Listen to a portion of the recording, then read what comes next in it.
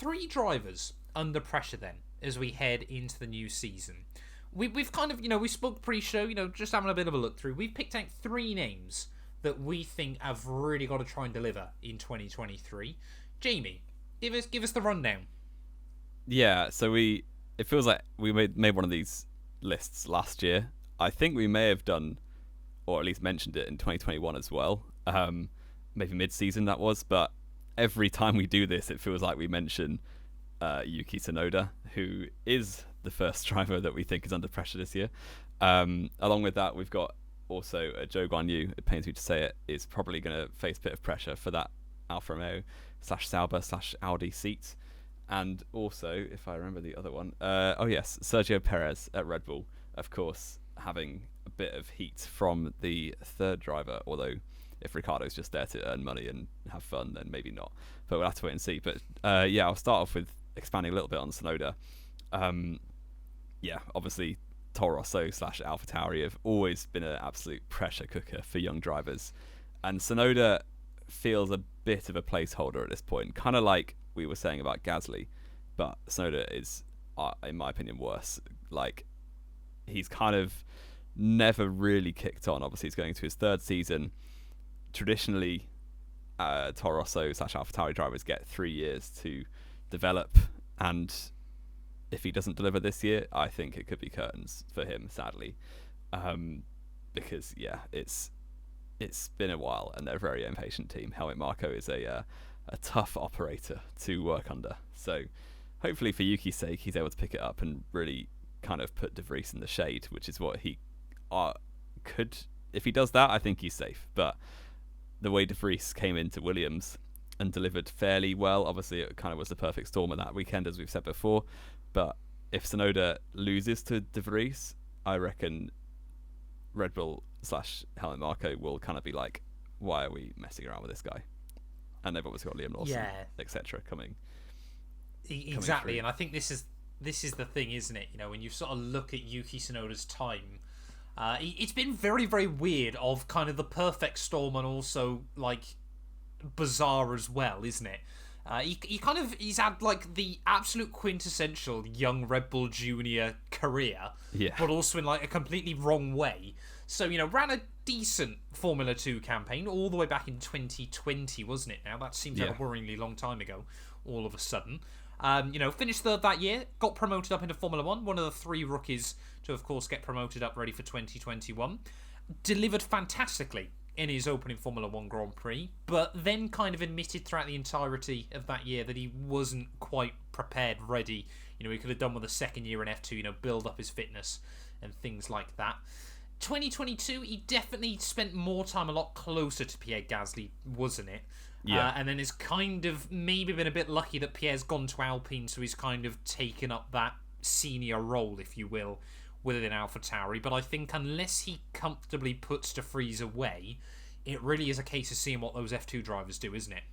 Yeah, obviously F2 is traditionally like a breeding ground for Red Bull young drivers. Like the amount of, I think there were 7 on the grid last year. It's probably going to be at least, you'd imagine, 5 again this year. You've got Lawson in Super Formula, which is generally Red Bull's favoured thing for drivers to do in the gap between F2 and F1 if they need the gap.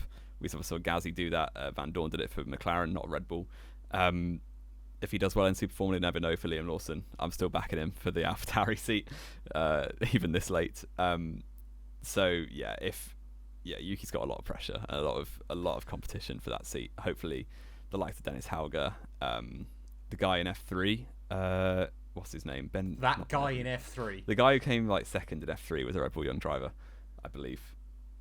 Not Jack Crawford. The Zach Crawford, you mean? It is Jack. It is Jack, sorry. thank you. F3 2022. Google's going to sort me right out. I know his name. I know it because he was the one that crashed at Monza, wasn't it? Zane Maloney. Ruined his own qualifying. Was it? Oh, no, that was not. Isaac Hadjar, the Red Bull one. Yes. Zane Maloney has got moved up to F2, but I can't remember who he's with. Yes. Yeah. I think there's definitely a lot of pressure, isn't there? Maloney now is Red Bull. Yes, he wasn't at the time. Yeah. That's where I was getting a bit muddled up there. But yeah, I think Yuki's got a lot of pressure coming from the junior formulas and, like you said, super formula as well. I loved it as well. I saw a fantastic thing a couple of days ago talking about how funny it is that Pierre Gasly and Yuki Tsunoda, which one you'd guess has raced in Japanese super formula. Yeah. It's quite funny when you think about Yeah. it as well. But yeah, like obviously Jamie briefly mentioned, though, Zhou Guanyu is our second driver we feel is going to be under pressure during 2023. Like Jamie's obviously spoke high praises of him throughout the entirety of last year, and certainly, he definitely did kick on a lot better than I think a lot of people, even at the start of the year, myself included. I will openly admit, Zhou Guanyu did a lot better than I thought he would. Eat that humble pie live on camera. Jamie's going to have that clipped everywhere. But it still doesn't feel like he's home and dry yet, though, does it? As we move into 2023. Not quite. He's got to prove himself again, Bottas, once more, because there is still a feisty Frenchman who I think is, again, racing in F2 next year, aren't they? I believe Théo Pourchaire is indeed going into his third season in F2, but is still only 19 years old, which is pretty crazy. And obviously Sauber Jr. Yeah. Yes, yeah. And I think, Théo Pourchaire had such an unlucky season last year in F2. Came runner-up, but obviously was trounced by Drogovic, but certainly shouldn't have been trounced by Drogovic. Whether it would be safe to say he lost the title due to reliability, I think might be a bit too high praise. But he certainly should have been in the championship fight. Drogovic shouldn't have been able to walk away with it with a round to go. And F2's all that momentum as well. And his momentum was screwed many times by reliability. Yeah, exactly. But yeah, Zhou Guanyu, I think, is again going to have to be looking over his shoulder towards the lower formulas. But like Jamie said, though, Sergio Perez might have to be looking over his shoulder within the Red Bull team, which is quite rare, isn't it, nowadays? We don't often think about third drivers being the threats anymore. Yeah. Obviously, Daniel Ricciardo was kind of shuffled out of McLaren in quite... I thought of the word magnanimous. I'm going to say that's a word. I'm not sure if it is. Magnanimous, that's the word. Fashion. Thank you, Matt, for that one. But yeah, he's obviously gone to Red Bull as that third driver. Rather than reserve, because Liam Lawson is still the reserve driver, Ricciardo is just the third driver, which means he gets to do show days and do donuts in Paris and stuff like that. So, yeah, it's a bit bizarre that they've got a driver of his caliber, like Formula One race winner, like at one point, not even that long ago, like end of 2020, people would have had him in their top fives, like probably of that year, and top fives generally as well. So, but he finished top five that year, didn't he? Yeah, he did. He came fourth in the championship.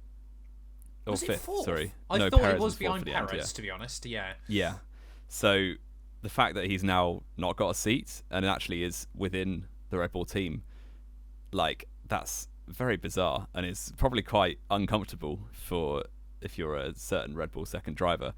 Yeah, I don't know if Ricciardo will do enough like sim work and practice work and stuff like that to get back in, but like he's still got the desire. He was very open about the fact that it hurt to get kicked out of F1, so he clearly wants, or hopefully he clearly wants to come back. And if he puts the work in within Red Bull, doing all the sim work and all the necessary stuff you have to do, and Perez doesn't have a good year, if he's again like the traditional 6/10 off Max, which is pretty poor for a teammate, then yeah, there's no reason why they wouldn't put Ricciardo back in and just kind of go full circle back to 2018.